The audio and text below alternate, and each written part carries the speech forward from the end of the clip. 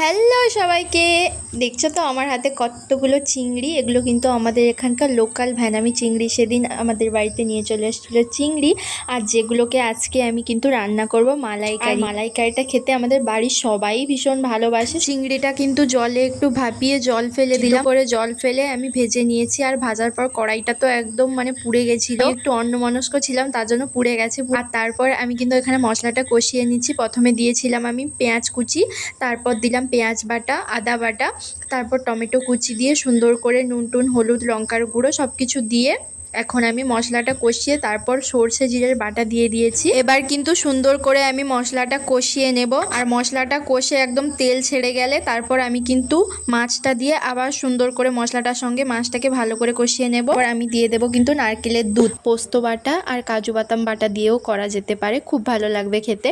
নুন একটু কম হয়ে গেছিলো, তাই জন্য নুন চিনি আর কাঁচা লঙ্কা চেরা দিয়ে সুন্দর করে ফুটিয়ে আমি গামাখা করে নামিয়ে নিলাম। দেখতে তো দারুণ সুন্দর হয়েছিল, আর খেতেও কিন্তু বেশ টেস্টি। তোমরা একবার বানিয়ে খেয়ে দেখো। টাটা।